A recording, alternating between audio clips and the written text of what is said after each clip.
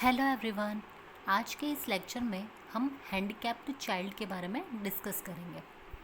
Handicapped अर्थात विकलांग बच्चे। जो विकलांग हो जाते हैं वह शारीरिक, मानसिक या सामाजिक रूप से सामान्य व्यक्ति या सामान्य स्वास्थ्य से हटकर होते हैं या उनसे विचलित हो जाते हैं और उनको किसी विशेष देखभाल, उपचार और शिक्षा की आवश्यकता होती है। यही विकलांग बच्चे कहलाते हैं। जो विकलांग बच्चे होते हैं इन्हीं की जो आवश्यकताएं होती है वे सामान्य व्यक्ति से या सामान्य बच्चे से थोड़ी अलग होती है। स्पेशल नीड्स और केयर इनको आवश्यक होती है। जो हैंडीकैप चाइल्ड होता है यह कई रूपों में पाए जाते हैं, अर्थात जो विकलांगता होती है इसके कई रूप होते हैं। जैसे कि कोई व्यक्ति या बच्चा मानसिक रूप से विकलांग हो सकता है अर्थात मेंटली, कोई शारीरिक रूप से हो सकता है या फिर ऑटिस्टिक हो सकता है। मीन्स एक गंभीर विकासात्मक विकार जो संवाद करने और बातचीत करने की क्षमता को बाधित करती है, जो कि नॉर्मल कम्युनिकेशन नहीं कर पाता है। अगला है बहरा, डीफनेस, अंधे हो सकते हैं, ठीक है, या फिर जिनको बहुत ही लोअर साइटनेस हो जाती है, बहुत ही आंशिक या बहुत कम रूप से वो देख पाते हैं। इसके अलावा सेरेब्रल पाल्सी होता है जिसमें जो कि एक्चुअली जन्म से पहले ही अर्थात गर्भ में ही जब बच्चा होता है तो उसी समय उसका असामान्य मस्तिष्क विकास होता है, सामान्य रूप से नहीं होता है ब्रेन का डेवलपमेंट, जिसकी वजह से जो उसके जो पोस्चर होते हैं और जो मसल्स का टोन होता है वो बाय बर्थ ही डिफेक्टिव होता है। इसके अलावा मस्तिष्क क्षति या अन्य कई विकार या अन्य कई रूपों में इसे देखा जा सकता है। जो विकलांग बच्चे होते हैं ये इनके डेली रूटीन का जो काम होता है ये इतने आसानी से नहीं कर पाते हैं। कई बार इन्हें स्पीच में, किताबें पढ़ने में, समझने में, बहुत सारी चीज़ों में प्रॉब्लम्स आती हैं। जो हैंडीकैप चाइल्ड होते हैं उनमें जो भाषा का या लैंग्वेज डेवलपमेंट होता है वो देर से होता है, अर्थात ये इसके कई सारे प्रकार हैं हैंडीकैप्डनेस के, उसके बारे में हम बात कर रहे हैं। इसकी वजह से क्योंकि उनमें लैंग्वेज डेवलपमेंट देर से होता है इसलिए उनके जो भावनात्मक विकास, साथ ही साथ जो सामाजिक विकास होता है उसमें भी समस्या आती है। क्योंकि जो व्यक्ति बोल नहीं पाएगा तो वो अपने इमोशंस को भी अच्छे से शो नहीं कर पाएगा। साथ ही साथ सोशल डेवलपमेंट मीन्स जो सामाजिक विकास होता है, दूसरे लोगों के साथ उसका जो परस्पर संबंध होता है वह भी अच्छे से डेवलप नहीं हो पाएगा। बच्चों को पढ़ने में दिक्कत भी हो सकती है। कई बार जो बच्चे होते हैं वो डिसलेक्टिक भी हो सकते हैं, अर्थात जिनको पढ़ने में कठिनाई होती है, इसे डिसलेक्सिया भी कहा जाता है इस प्रॉब्लम को। जो विकलांगता होती है यह 3 प्रकार की होती है: शारीरिक रूप, मानसिक रूप से और सामाजिक रूप की विकलांगता। हम बात करेंगे फिजिकल हैंडीकैप चाइल्ड की या शारीरिक विकलांग बच्चे की। जो शारीरिक रूप से विकलांग बच्चे होते हैं ये कुछ हद तक शारीरिक सीमाओं के साथ इनको चुनौती दी जाती है, अर्थात बहुत सारी इनकी फिजिकल लिमिटेशंस होती हैं कि बहुत सारे कार्य नहीं कर पाते हैं, अर्थात पूरे तरीके से ये डिसेबल नहीं होते हैं, लेकिन इनके शरीर का कोई अंग ऐसा होता है जो विकलांग होता है जिसकी वजह से ये प्रभावित हो जाते हैं।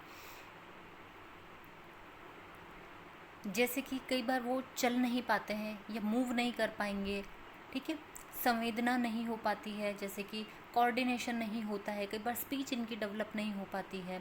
इसके जो अलग अलग रूप हैं ये सारे इसी तरीके से, अर्थात इसका मतलब ये है कि शारीरिक रूप से वे असक्षम हो जाते हैं, समन्वयता नहीं होती, मांसपेशियाँ जो होती हैं इनकी कमज़ोर हो जाती है, कई बार कड़क हो जाती है, अर्थात वे मूव नहीं कर पाती है, और कई बार इनकी मांसपेशियों में बिल्कुल भी ताकत नहीं होती है। तो इस प्रकार की कई सारी समस्याओं से ये ग्रसित रहते हैं। लेकिन जो शारीरिक रूप से विकलांग बच्चे होते हैं इनमें मानसिक दुर्बलता या अक्षमता नहीं पाई जाती है, ये मानसिक रूप से ठीक होते हैं। इसमें जो शारीरिक विकलांगता है ये कुछ प्रकार की होती है जिसमें हम 1 बाय 1 बात करेंगे। इसमें पहला है अंधापन। WHO के अनुसार दिन की लाइट के अंतर्गत कोई भी बच्चा या व्यक्ति अगर 3 मीटर की दूरी तक से अगर उंगलियों को गिनने में असमर्थ होता है तो इससे अंधापन के रूप में परिभाषित किया गया है, अर्थात 3 मीटर्स का डिस्टेंस हो और वहाँ से अगर वो फिंगर्स को काउंट नहीं कर पाए, किसी चीज़ को क्लियरली नहीं देख पाता है तो यह ब्लाइंडनेस के अंतर्गत आता है। जो नेत्रहीन बच्चे होते हैं इनकी कुछ समस्याएं होती है, जैसे कि अटैचमेंट की प्रॉब्लम।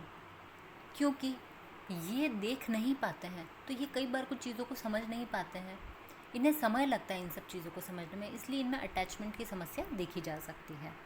धारणा के अंग के रूप में हाथ का उपयोग करने में असमर्थता, क्योंकि शुरुआती समय होता है तो कई बार बच्चे ढंग से समझ नहीं पाते हैं, तो अपने हाथों का उपयोग उनको किस प्रकार से करना है, कई बार इन सब चीज़ों में भी वह असमर्थ रहते हैं। चाल पर असमस्या, क्योंकि ये देख नहीं पाते हैं तो इनको चलने में भी प्रॉब्लम आती है। जो इनके केयर टेकर है या इनके जो पेरेंट्स हैं इनका ध्यान रख रहे हैं, उनके ऊपर ये निर्भर होते हैं, तो यह भी निर्भरता संबंधी व्यवहार भी या निर्भरता संबंधी समस्याएं भी देखी जाती है। इनका सामाजिक संपर्क जो होता है वो कम होता है, क्योंकि ये किसी पर निर्भर है। अगर कोई इन्हें बाहर लेकर के जाएगा तो ही ये घर से बाहर जा सकते हैं, किसी से कम्युनिकेट कर सकते हैं, या फिर अगर ये बाहर खड़े भी हैं, क्योंकि ये देख नहीं सकते तो इन्हें नहीं पता इनके आसपास कोई मूवमेंट कर भी रहा है या कोई व्यक्ति है या भी नहीं है। इस वजह से इनका सामाजिक संपर्क कम होता है। इनकी खेल की जो गतिविधियाँ होती है वो भी कम होती है, क्योंकि ये देख नहीं पाते, इसलिए कोई प्लेइंग एक्टिविटीज़ भी ये परफॉर्म नहीं कर पाता है, जब तक कि इनके साथ कोई खेलने वाला ना हो या कोई इनको आगे से बढ़ करके ना खेलने के लिए प्रेरित करे। अंधेपन की रोकथाम के लिए कुछ उपाय किए जा सकते हैं, जो निम्न है कि जब फीमेल अपनी प्रेगनेंसी स्टेज में होती है या डिलीवरी से पहले, उस टाइम पर उसकी अच्छे से देखभाल करनी ज़रूरी होती है। टीकाकरण, जैसे खसरा रुबेला का टीका होता है, ये लगवाना चाहिए। अगला है आनुवांशिक परामर्श और स्क्रीनिंग। हेरिडिटिकल जो परामर्श दिया जाता है और जो स्क्रीनिंग की जाती है, चेकअप्स किए जाते हैं, वो प्रॉपर्ली करवाने चाहिए। जो इन्फेक्शंस होते हैं उनसे बचाव करना चाहिए, चाहे आई इन्फेक्शन हो, चाहे किसी भी टाइप का इन्फेक्शन हो, उसका ध्यान रखना चाहिए। बच्चों का जो प्री मैच्योर बर्थ होता है उसको रोकना चाहिए। जो बर्थ 9 मंथ्स के स्टेज में होता है प्रेगनेंसी में, वो सबसे उपयुक्त होता है। कई लोग ऐसा होता है कि कई बार बच्चों को जल्द ही डिलीवर करवा देते हैं, लेकिन अगर नॉर्मल तरीके से अगर टाइम से पहले डिलीवर हो जाए तो ठीक है, लेकिन ये ऑपरेट करके पहले डिलीवर नहीं करवाना चाहिए। इससे बच्चों की आंखों पर सीधा असर पड़ता है। जो नियोनेट होते हैं या नवजात शिशु होते हैं, उनकी अच्छी तरह से देखभाल करनी चाहिए। बॉडी की प्रॉपर क्लीनिंग करनी चाहिए, आइज़ की क्लीनिंग करनी चाहिए और उनको सेफ्टी देना चाहिए एक्सटर्नल एनवायरनमेंट से। बच्चों को विटामिन ए के सप्लीमेंट्स देने चाहिए, ताकि जो विटामिन ए होता है यह हमारे विज़न के लिए या आइज़ के लिए बहुत अच्छा होता है, विज़न के लिए इम्पॉर्टेंट होता है। स्वास्थ्य को बढ़ावा देने के लिए, अर्थात हेल्थ अच्छी रहे, उसके लिए आँखों की सुरक्षा, व्यक्तिगत स्वच्छता और पोषण के बारे में स्वास्थ्य शिक्षा के द्वारा भी हम इसकी रोकथाम कर सकते हैं। बाल्यावस्था में अंधापन जब बच्चों को हो जाता है तो उसके कुछ उपचार भी हैं, जैसे कि पहला है प्री मैच्योरिटी की रेटिनोपैथी। इसको ROP भी कहा जाता है। ROP बेसिकली ये एक आँख का विकार होता है, जिसमें जो शिशु होता है या प्री मैच्योर बर्थ होता है बच्चों का, तो जिसकी वजह से जो उनकी आँखों के प्रकाश संवेदनशील हिस्से होते हैं, जैसे कि रेटिना, उसमें असामान्य रक्तवाहिका की वृद्धि हो जाती है, जिसकी वजह से उनको देखने में प्रॉब्लम हो सकती है। इसलिए, और यह जो समस्या होती है मुख्यतः प्री मैच्योर चाइल्ड में ही देखी जाती है, जो कि 31 सप्ताह से पहले पैदा हो जाते हैं उनमें। इसका निवारण के लिए लेज़र थेरेपीज़ होती हैं और साथ ही कुछ मेडिकेशन भी अवेलेबल होता है, जिसके द्वारा इसको ठीक किया जा सकता है। अगला है मोतियाबिंद।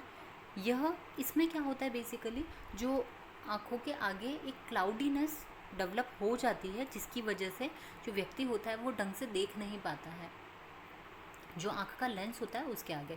तो इस क्लाउडीनेस की वजह से उसको क्लियर दिखाई नहीं देता है। तो जो सर्जिकल प्रोसेस होता है उसके थ्रू जो ये क्लाउडीनेस वाला जो लेंस होता है उसको रिमूव करके यहाँ पर एक फ्रेश या आर्टिफिशियल लेंस जो होता है उसको लगा दिया जाता है, तो ये जिससे कि व्यक्ति को अच्छे से दिखाई देने लगता है।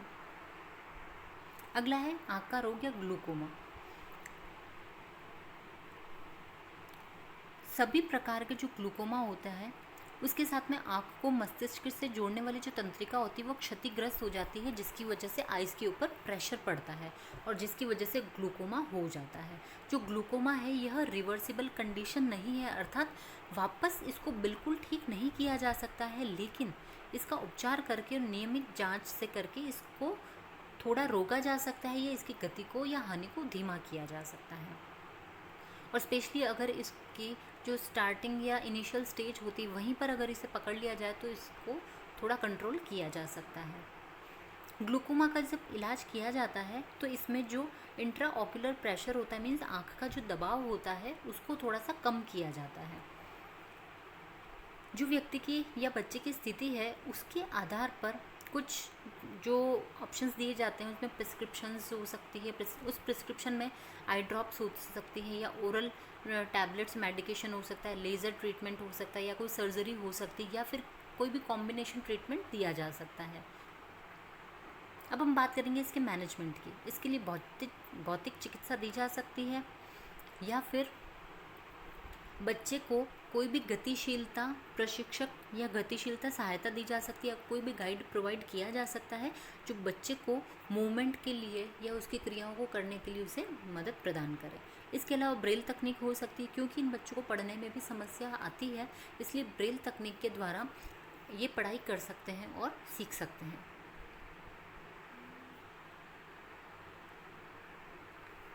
अगला है बहरापन।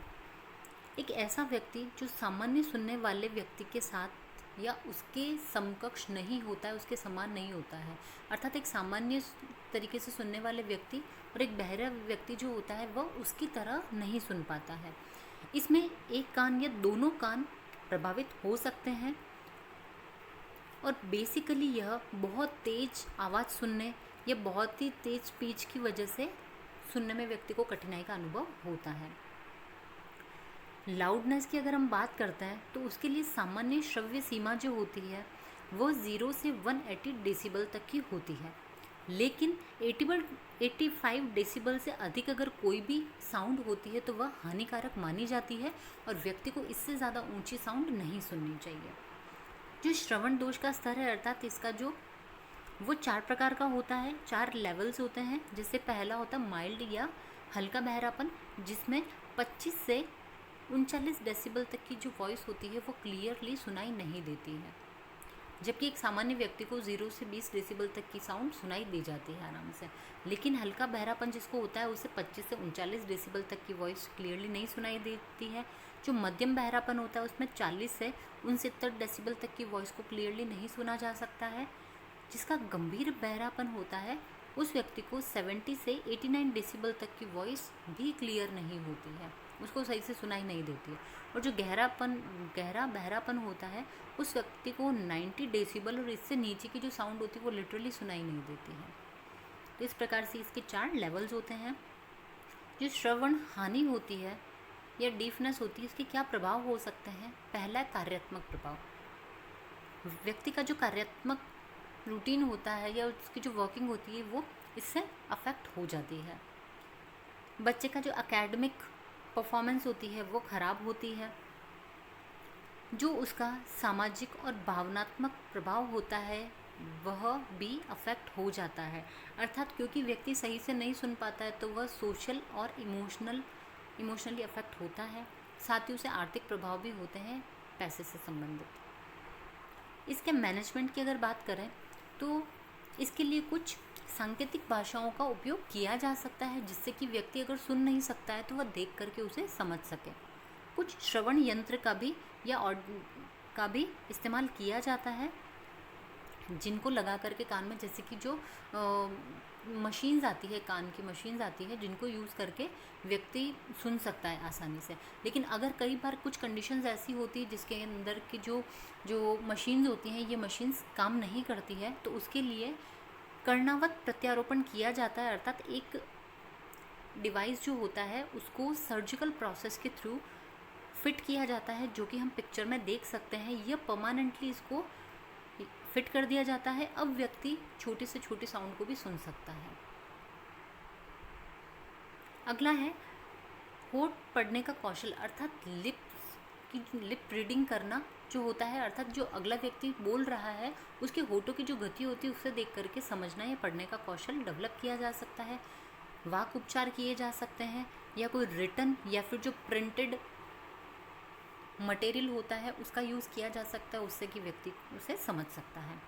अगला है भाषण विकलांग या स्पीच हैंडीकैप। इसका अर्थ यह होता है कि जो बच्चा है वह भाषण, ध्वनि उत्पादन या उसके प्रवाह में, आवाज़ में या भाषा में, इन सभी चीज़ों की हानि होती है जो कि बच्चे के शैक्षिक प्रदर्शन या फिर उसके सामाजिक, भावनात्मक या व्यावसायिक विकास को प्रभावित करती है।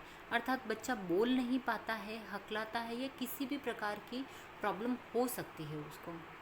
इसे स्पीच हैंडीकैप कहते हैं। इसके कुछ प्रकार होते हैं, जिसमें पहला है अभिव्यक्ति विकार। एक भाषण विकार जिसमें विशिष्ट प्रकार की ध्वनियों को व्यक्त करने में कठिनाई होती है। अर्थात बच्चा जब बोलने लगता है तो कुछ साउंड्स ऐसे होते हैं कि जो वो अपने मुंह से नहीं निकाल पाता है, उसको बोलने में प्रॉब्लम होती है, जिसकी वजह से वो जो बोलता है, जो उसमें स्पीच में गड़बड़ी देखी जा सकती है या फिर उस जो साउंड होगी वो आपको अस्पष्ट सुनाई देगी। अगला है प्रवाह विकार। प्रवाह अर्थात जो मुंह से जो वॉइस निकल रही है वो सही, मतलब वो बोल सही रहा है लेकिन वॉइस मुंह से सही नहीं निकल रही। जैसे कई बार हकलाते हैं बच्चे, जिसकी वजह से आपको सही से समझ नहीं आ पाती वो चीज़। नेक्स्ट है एफोनिया, भाषा विकार। एफोनिया का मतलब होता है कि जो ध्वनि उत्पन्न करने में असमर्थता, अर्थात अगला व्यक्ति बोल ही नहीं पाता है, अपने मुंह से साउंड निकाल ही नहीं पाता है, इसे एफोनिया कहा जाता है। एफोनिया भाषा विकार कहा जाता है। यह विकार तंत्रिका तंत्र को नुकसान पहुंचने की वजह से होता है। अर्थात किसी भी सर्जिकल प्रोसेस की वजह से अगर कोई नर्व्स अफेक्ट हो गई है या फिर कोई ट्यूमर है जिसकी वजह से ये देखा जाता है। एफोनिया का सिंपल मीनिंग होता है कोई आवाज़ नहीं, किसी भी प्रकार की आवाज़ नहीं निकाल पाता है, अर्थात व्यक्ति ने अपनी आवाज़ खो दी है। इसके कुछ प्रभाव होते हैं भाषण हानि के। जैसे पहला है खराब संचार कौशल, क्योंकि व्यक्ति बोल ही नहीं पाता है तो उसका कम्युनिकेशन स्किल अच्छा नहीं होगा। सामाजिक संपर्क भी उसका कम होगा क्योंकि वो बोल नहीं पाता है इसलिए। व्यवहार संबंधी समस्याएं देखी जाती है, वो इसलिए है, अर्थात बिहेवियरल प्रॉब्लम्स देखी जाती है क्योंकि बच्चा बोल नहीं पाता है, जिसकी या इस अक्षमता की वजह से बच्चे शर्मिंदगी महसूस करते हैं, निराशा महसूस करते हैं, कई बार उन्हें गुस्सा आता है या वो एंग्जाइटी की कंडीशन में आ जाते हैं। उनका जो एकेडमिक होता है या एकेडमिक परफॉर्मेंस होती है वो भी खराब होती है। इसका मैनेजमेंट किया जा सकता है, अर्थात इसके लिए कुछ निवारण किए जा सकते हैं, जैसे कि भाषा हानि की प्रारंभिक पहचान, अर्थात बच्चे का स्पीच लॉस कब हो रहा है, कैसे हो रहा है, तो इस चीज़ को इनिशियल स्टेज में भी जाना जा सकता है, या कोई प्रॉब्लम है तो उसकी पहचान की जा सकती है। श्रवण दोष का निवारण, अर्थात कई बार ये चीज़ें देखी जाती है कि जो व्यक्ति या जो बच्चा सुनता नहीं है बचपन से, वो बोल नहीं पाता है, क्योंकि बच्चे तभी बोलना सीखते हैं जब वो चीज़ों को या साउंड्स को सुनते हैं। तो श्रवण दोष का अगर निवारण किया जाए तो उससे बच्चे की स्पीच भी डेवलप हो जाती है। इसके अलावा कुछ ऐसे प्रॉब्लम्स हो सकती है, उसके लिए कुछ चिकित्सा या शल्य चिकित्सा अर्थात सर्जिकल प्रोसेस भी किए जा सकते हैं। जैसे कई बार कुछ बच्चों की जीभ और तालू चिपका हुआ होता है, तालू का शेप गलत होता है, तो जिसकी वजह से भी बच्चे कई बार नहीं बोल पाते हैं, या जीभ की जो पोजीशन होती है वो ठीक नहीं होती है। इसके अलावा कुछ साइकोलॉजिकल परामर्श भी दिए जा सकते हैं बच्चों को।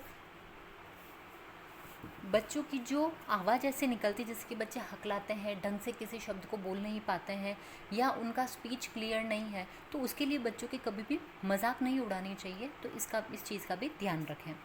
कई बच्चे तुतले भी बोलते हैं और काफ़ी लंबे समय तक, अर्थात काफ़ी बड़ी उम्र हो जाने के पश्चात भी बोलते रहते हैं, तो ऐसे बच्चों की भी मजाक नहीं उड़ानी चाहिए। कुछ इनको शारीरिक चिकित्सा भी दी जा सकती है और साथ ही रिहैबिलिटेशन भी दिया जा सकता है। फोर्थ टाइप आता है ऑर्थोपेडिक रूप से विकलांग बच्चे। जो हड्डी रोग होता है उसे ऑर्थोपेडिक कहा जाता है या ऑर्थोपेडिक प्रॉब्लम्स कहा जाता है। यह विकलांगता तब हो जाती है जब बीमारी होने, चोट लगने, जोड़ों या हड्डियों, मांसपेशियों या तंत्रिका तंत्र में चोट लगने के कारण शरीर की जो गतिविधियाँ होती है ये प्रभावित हो जाती है, शरीर का जो अंग होता है वो प्रभावित हो जाता है। जो लोकोमोटर विकलांगता होती है उसमें हड्डियां, जोड़ों, मांसपेशियों की अक्षमता की वजह से अंगों की जो गति होती है उसमें प्रॉब्लम देखी जाती है या वो प्रॉपरली काम नहीं कर पाते हैं, उनको लोकोमोटर विकलांगता कहा जाता है। हम हमारे आसपास ऐसे कई बच्चों को देखते हैं जो इस प्रकार से विकलांग होते हैं। हम इस पिक्चर में क्लियरली देख सकते हैं कि ऑर्थोपेडिक विकलांगता किस प्रकार की होती है। इसके लिए कुछ मैनेजमेंट किया जा सकता है, अर्थात विकृतियों में सुधार। जो डिसेबिलिटी हुई है उसके लिए सुधार किया जा सकता है, उसका जो प्रॉपर ट्रीटमेंट हो वो दिया जा सकता है। साथ ही कोई शारीरिक चिकित्सा भी दी जा सकती है, फिजिकल मेडिकेशन दिया जा सकता है या ट्रीटमेंट दिया जा सकता है, व्यावसायिक चिकित्सा दी जा सकती है, कोई मसाज थेरेपीज दी जा सकती है या फिजियोथेरेपी दी जा सकती है, जिससे कि धीरे धीरे उन मांसपेशियों में वापस हरकत होने लगती है, वो ठीक होने लगते हैं। कई बार कुछ अंग ऐसे होते हैं जो इतने क्षत विक्षत हो जाते हैं कि वो बिल्कुल भी योग्य नहीं रहते हैं काम के, तो उन अंगों को काट करके वहाँ पर कृत्रिम अंग को प्रतिस्थापित किया जा सकता है। जैसे कि पैर खराब हो जाता है कई लोगों का, ये बिल्कुल इतना क्षतिग्रस्त हो जाता है तो उसे काट करके वहाँ पर नया पैर लगाया जा सकता है, नया हाथ लगाया जा सकता है, इस तरह से। इसके अलावा स्थिति और गतिशीलता के लिए कुछ उपकरणों का भी प्रयोग किया जा सकता है, जिससे कि उनके लिए मूवमेंट थोड़ा सा आसान हो जाए। तो जो ये उपकरण होते हैं ये कुछ प्रकार के होते हैं जिनका उपयोग किया जा सकता है। जैसे कि कैन का, जैसे कैन मीन्स एक छड़ होती है जिस पर ट्राइपॉड टाइप कुछ स्टैंड नीचे बना हुआ रहता है जो टिक जाता है, और उसके ऊपर जो हैंडल होता है उसे पकड़ करके उसका सहारा लेकर के चलते हैं। इसके अलावा कुछ स्टिक्स भी आती हैं जिनको सिर्फ हाथ में सीधा पकड़ करके लोग आगे टच करते हुए जाते हैं कि उनके सामने कोई ऑब्स्ट्रक्शन या हर्डल तो नहीं है, उसको देखते जाते हैं, आगे बढ़ते जाते हैं। इसके अलावा वॉकर्स का यूज़ किया जा सकता है। वॉकर जो रहते हैं छोटे बच्चों के लिए भी परफेक्ट होते हैं, और कुछ ओल्ड एज लोग होते हैं उनके लिए भी ठीक रहते हैं कि वो उसको, अगर उनमें बहुत ज़्यादा डिफॉर्मिटी है, पैरों से चलने में बहुत ज़्यादा प्रॉब्लम होती, तब वॉकर का यूज़ किया जा सकता है। अगला है बैसाखियों का उपयोग। कई लोग बैसाखियों का उपयोग भी करते हैं। व्हील चेयर्स का यूज़ किया जा सकता है ऐसे लोगों के लिए जिनका बिल्कुल भी खड़े रहना या फिर वॉकर का या बैसाखी का या स्टिक का उपयोग वो नहीं कर पाते, तो ऐसे लोगों को व्हील चेयर पर रखा जाता है। व्हील चेयर्स जो होती है ये मैनुअल भी आती है और ऑटोमेटिक भी आती है, जिसमें या तो आपके साथ कोई ऑपरेट करने वाला उसको होना चाहिए, या फिर जो ऑटोमेटिक होती है उसमें इलेक्ट्रिकल सिस्टम होता है, बैटरी सिस्टम भी होता है, जिसकी वजह से उसको जिस डायरेक्शन में उसको मूव किया जा सकता है और व्यक्ति जो स्वयं अपने व्हील चेयर को ऑपरेट कर सकता है। कुछ स्पेशल एक्सरसाइज इक्विपमेंट्स हो सकते हैं ताकि इनके अंगों के अंदर थोड़ी बहुत जो एक्टिविटी है वो बनी रहे, जैसे कि पैरों के लिए इनको या हाथों को मजबूत करने के लिए ये कुछ इस प्रकार की एक्सरसाइजेस कर सकते हैं। इसके लिए कुछ स्पेशल इक्विपमेंट्स मार्केट में अवेलेबल होते हैं, और इनके सही पोस्चर के लिए कुछ अरेंजमेंट्स किए जा सकते हैं, जैसे कि कुछ स्पेशल चेयर्स होती हैं, डेस्क या टेबल होती है। जैसे कि कुछ बच्चे नहीं बैठ पाते हैं तो उनके लिए कुछ स्पेशल चेयर्स और टेबल्स का अरेंजमेंट किया जा सकता है ताकि वो उसके ऊपर कंफर्टेबली बैठ पाते हैं और अपना काम कर पाते हैं। इसी तरह आज के इस लेक्चर में हमने फिज़िकल हैंडीकैप चाइल्ड के बारे में पढ़ा है, वो कितने तरीके के होते हैं, उनको क्या क्या प्रॉब्लम हो सकती है और उसका क्या पॉसिबल ट्रीटमेंट हो सकता है, इसको आज हमने डिस्कस किया है। इसी के साथ आज का हमारा ये लेक्चर ख़त्म होता है। Thank you.